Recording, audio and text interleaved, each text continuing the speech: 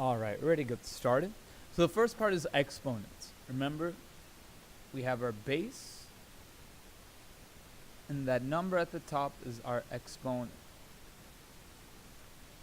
Okay? So let's look at the first one, for example. 2 to the power of 5. That means 2 times 2 times 2 times 2 times 2. That 5 is there, so there should be 1, 2, 3, 4, 5 2's there. That is our expanded form. Expanded form means stretch it all the way out. Okay, so take it and spread it out. So our answer, we're going to go step by step. So 2 times 2 is going to get me 4. Bring the next one down. 4 times 2 is going to get me 8. Bring the next one down. 8 times 2 is 16. And we still have one more left. 16 times 2 is going to be 32. That's my answer. So when you work it out all the way through, you want to make sure you take it step by step. When you forget a step or miss out on a step, that's where you start to make mistakes. Okay? Let's look at the next one. 7 to the power of 3. 7 is the base, so we use 7 repeatedly. Oops, sorry. Don't put 3 there. We use 7 repeatedly. And since it's a power of 3, 1, 2, 3. That's our expanded form. Spread it out. To solve it, go step by step. Do the first two. 7 times 7 is 49. Bring down the next one. 49 times 7, you can do the math to the side if you need to. 9 times 7 is 63. 28, 29, 30, 31, 32, 33, 34. Take your time. I'm going through it a little bit quickly, so if you need to, you can pause the video, rewind the video. Do what you need to do so that you can understand what I'm working out. The next one, 3 to the power of 3. 3 to the power of 3 does not mean 3 times 3. The wrong way to do it is saying 3 times 3 that equals 9. That's not what that says. It says 3 to the power of 3. That means you want to multiply 3 by itself 3 times. 1, 2, 3 times. 3 times 3 is going to get me 9. You got to bring down the next one. 9 times 3 is 27. So expanded, when we expanded it out, it was 3 times 3 times 3. Our answer was 27. Again, pause the video, rewind it, do what you need to do so you can understand what I'm doing. What is 90 times 9 times 9 times 9 times 9 times 90 as a power? Do not solve it. So they want us to use a exponent. This entire thing is known as a power. Okay? That entire thing is known as a power. So if I want to write that as a power, 90 is my base because that's the number I'm repeating all this time. And my exponent is going to be 6 because I see 90 there 6 times. Next part, prime factorization. Use factor trees. Use factor trees. Find prime factorization of each number. Write your answer using exponents. So the way we do prime factorization is we think of what two numbers we can multiply to get to 180. You can choose any two numbers except 1. Do not use 1. So for 180, for example, the one that I chose was 30 times 6. Okay, you could have done a lot of other ones as well. And I'm going to show you exactly how that works out because it works out both ways. Okay, so for 180, okay, I'm going to show you another way you could have done it. You also could have done it, maybe somebody did 18 times 10. Okay, I'm going to do it my way first, and I'm going to show you how you could have done it another way. So we only stop when it's a prime number. Okay, look at your notes to see what a prime number is. We did a whole activity on what prime numbers are. Okay, you have to know at least that top row, 2, 3, 5, 7, 11, maybe 13. If you need more than that, I'll give that to you. So 30, I could do 10 times 3. 3 is a prime number. For 10, I could do 5 times 2. 5 is prime, 2 is prime. For 6, I do 2 times 3 or 3 times 2. Those are both prime. Circle your numbers if they're prime. So I'm going to write them all out the way I see it. So I have 5, and we're multiplying these to get our answer. If I multiply all these together, I'll get 180. So for example, if I had to check it, that'd be 5 times 2 times 3 times 3 times 2 Boom, 180. It works. So I want to order from least to greatest now, or numerical order. This is going to help us out. So this is our answer, but now I want to use exponents. So I know I can write 2 times 2 is the same thing as 2 squared, or 2 to the power of 2. 3 times 3 is the same thing as 3 squared, or 3 to the power of 3. And I only have 1 5. This is going to be my answer that I write down on my test, and that is how I work it out. Now if you had to break it down using 18 and 10, 9 times 2 gets me 18, that's prime. To get 3 times 3, that gets me 9. For 10, that's 5 and 2. So if you look at it, I still have 2 3s, 2 2s, and 1 5. Okay? Either way you do it, you need to make sure you end up with the same answer. Next one, 200. I'm going to choose 102. That's the first thing that comes to my mind. 2 is a prime number, so I'm done on this side. Stop anywhere you get a prime number. If I did 100, I could choose 50 times 2 or 25 times 4. Neither of them are prime. 5 times 5 gives me 25, prime numbers. 2 times 2 gets me 4, prime numbers. So I write them all down. 5 times 5 times 2 times 2 times 2. Put in numerical order. 2 times 2 times 2 times 5 times 5. Now I can consolidate them. 2 times 2 times 2 is the same thing as 2 to the power of 3. 5 times 5 is the same thing as 5 squared.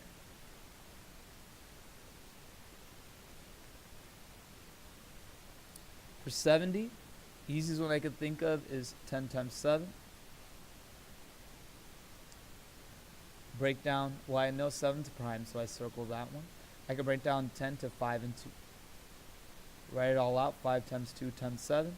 Now, to put it in the correct order, remember we're going to do numerical order first. I have 2 times 5 times 7. Now, if I did 2 times 5 times 7, okay, that would give me my answer. And then I don't have anything to combine. That's okay. If you can't combine anything, that's your answer. You leave it as it is. For 32, okay, I'm going to choose 8 and 4. Neither of them are prime. Keep working. 4 times 2 gets me 8. 2 is a prime number. For 4, you can do 2 times 2. 2 is prime.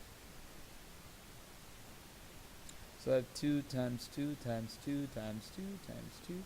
I can consolidate all of that into, say, 2 to the power of 5. And guess what? That's the same as our number 1. So if you notice they match up, they match up. The next part, for these question numbers, please do not think they are part of the problem. That's question number 9, question number 10, question number 11, question number 12. Do not worry about that as part of your problem. On this one, okay, for number 9, we have 5, an empty space, and then 12 divided by 3. What this is saying is I have 5 groups of 12 divided by 3. So pretty much what this is saying is I'm multiplying. You need to remember that. If a number is next to a parentheses, that means to multiply. So I'm going to do my GEMDAS. We do GEMDAS every single time. Grouping symbols, exponents, multiply and divide left to right, whatever comes first. Add and subtract left to right, whatever comes first. I do have grouping symbols, so I do 12 divided by 3. Bring everything else down. 12 divided by 3 is 4. Grouping symbols are done. I have no exponents. Multiply, divide left to right. 5 times 4, that gets me 20. Nothing else to do. No adding and subtracting. Cross it out step by step as you go. When you work step by step, that's how you get the correct answer. Number 10, again, we use GEMDAS. So grouping symbols. I have 2 grouping symbols. If you ever get 2 grouping symbols, do them left to right. Do whichever one comes first. So my first one's 6 times 3. 6 times 3 is going to get me 18. Bring everything else down. You want to bring everything else down because when you forget to bring everything down, that's when you start making mistakes. I'm not done with grouping symbols. My next one is 3 plus 8. Bring everything else down. 3 plus 8 gets me 11. I'm done with all my grouping symbols. I keep my 18 in the parentheses just because I want to remember that that's everything in the parentheses. You don't have to. You don't have to keep the 11 in the parentheses. Okay? If you wanted to, you could just wrote it as 18 plus 9 times 11. Okay? You didn't have to put the symbols, but I did. So, there's no exponents. Now multiply and divide left to right means you start at the beginning, see what comes first. Boom. I got a multiplication problem. Bring everything down. 9 times 11 is 99. I'm done multiplying and dividing. Lastly, 18 plus 99. 18 plus 99, if you got to work it out, work it out. 17. Hold on. No more adding and subtracting.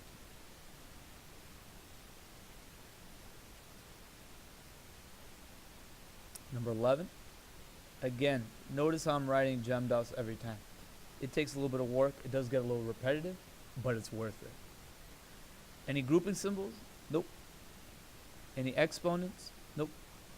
Multiplication or multiplication division left to right? Well, first I have a multiplication right here. So I'm going to work that one out first. 40 times 20 can get me 80. Bring everything down.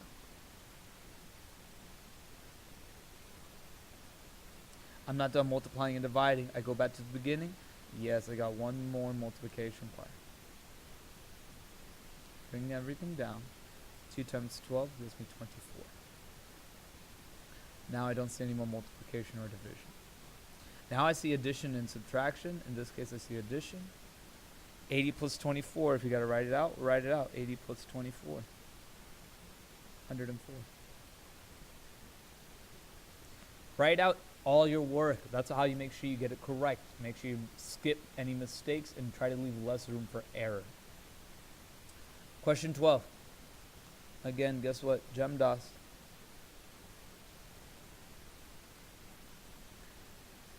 No grouping symbols. For exponents, I do have an exponent here. Remember, that means 3 times 3. Now I write it off to the side so I know that I want to get it correct. 3 times 3 gets me 9. Bring everything else down.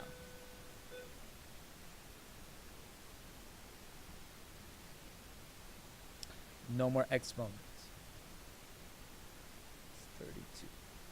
Do I have to multiply and divide? Start at the beginning. Yep, you got 2 times 5. Bring everything down. 2 times 5 is 10. Now I'm done multiplying and dividing.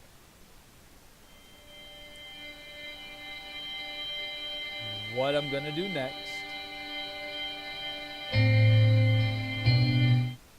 What I'm going to do next is I'm going to add and subtract left to right. We start at the beginning. The first addition I have is 9 plus 32. 9 plus 32 is going to get me 41. Bring down my next number. Now I continue adding and subtracting. 41 plus 10 gets me 51. If I'm going a little bit quickly, pause the video, rewind it, do what you need.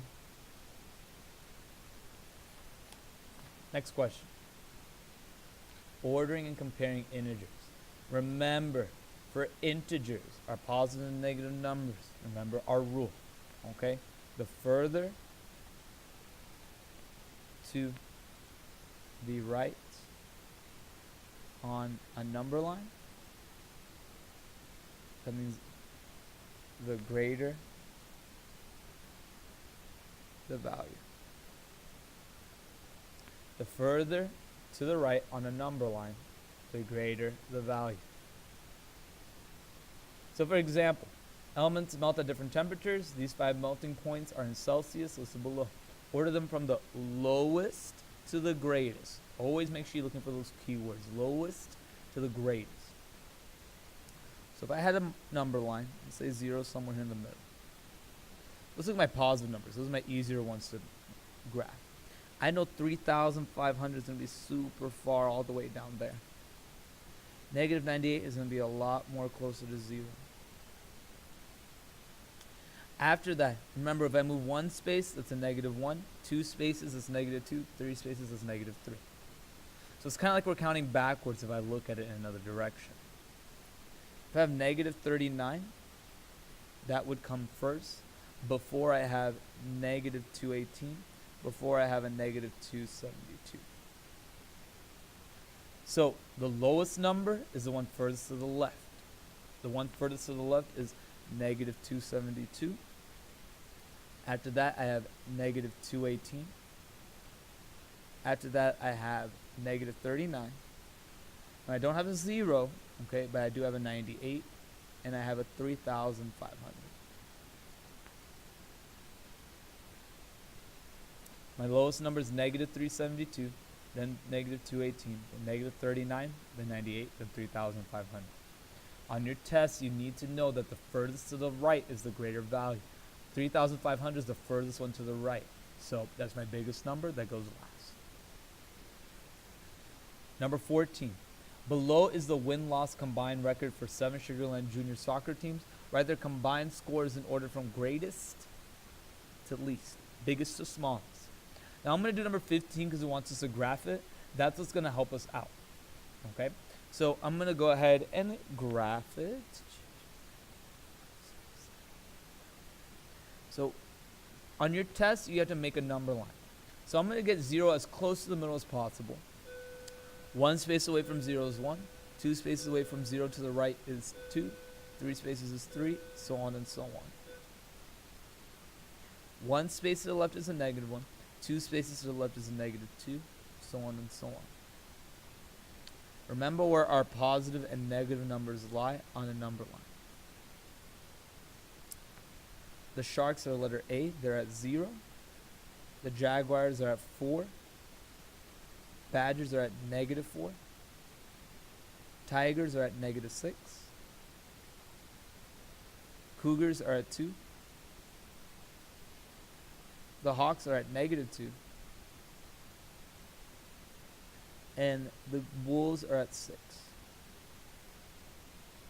So they want in order from greatest to least. The biggest number's furthest to the right. Remember, look at your hands. The one that makes an L is your left side, so the other one's your right side. So the one furthest to the right is 6. That's my biggest number. After that, I have 4. Then 2. 0. Then we have negative 2, negative 4, negative 6. Negative 2 is more further to the right than negative 4, so negative 2 is bigger. Negative 4 is further to the right than negative 6, so negative 4 is bigger. Follow that rule and you will get these ordered correctly.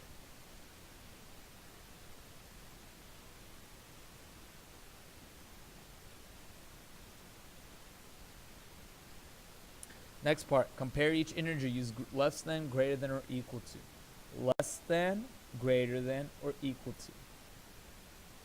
So on the first one, negative 15 and 3, remember, positive numbers are always greater than negative numbers. Negative 3 is much further to the right side than negative 15 would be. Now here's one, negative 22, and remember, these two lines mean absolute value. So let's rewrite this problem. So I have 22, and now I have the absolute value of negative 22. Negative 22, remember absolute value, how many spaces is that from 0? Negative 22 is 22 spaces away from 0. Since it's 22 spaces away from 0, the answer is 22 for absolute value. If I compare them, they're equal to each other.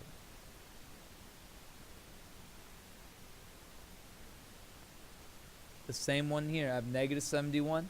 Over here I have the absolute value of 71. If I counted 1, 2, 3, 4 and kept going all the way, if I counted 71 spaces, I would get to 71. So 71 is 71 spaces from 0.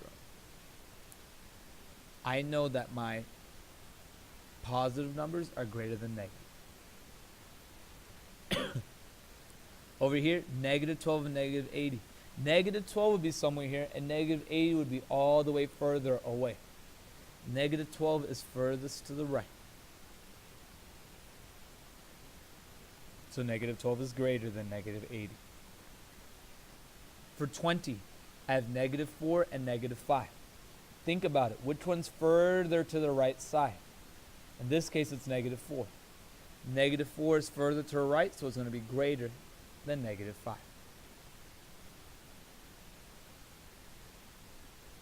Opposites and absolute value. Find the opposite or absolute value for each problem. Remember, the opposite of a negative number is a positive number. Opposite of a stoplight is a green light. Opposite of a green light is a stoplight. So the opposite of negative 6 is positive 6. Remember, the opposite of 0 will always be 0. It's its own opposite. There's no other opposite for 0. Now this one's tricky. What's the opposite of whatever the opposite of 40 is? Well, I know the opposite of a positive 40 is negative 40. Now what's the opposite of that? The opposite of negative 40 is positive 40.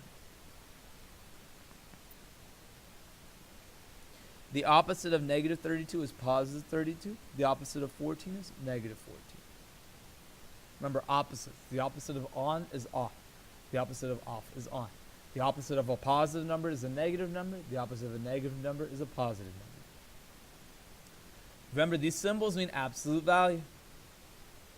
How far is negative 48 how far is negative 48 from 0? It's 48 spaces from 0. How far is 10 from 0? 10 spaces from 0. 19 is 19 spaces from 0. Negative 25 is 25 spaces from 0. 0 is just 0 spaces from 0. It's right there. Absolute value is absolutely positive. Notice none of these answers are negative. Absolute value will always be a positive number. If there's nothing else, it's just a number in between the absolute value symbols, then your answer is going to be positive. Last question. Point K is 8 units to the left of 0. Describe how far and what direction the opposite is. Point K is 8 units to the left of 0. If something is 8 units to the left of 0, that's a negative 8. That's like 8 spaces from 0 to the left. Now, the opposite of that is a positive 8. A positive 8 is 8 units from, or actually 8 units to the right of 0.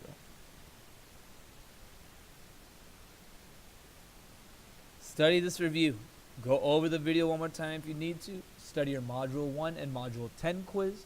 Look over your ISN pages in Schoology for Mr. Daniels' class. Alright, good luck.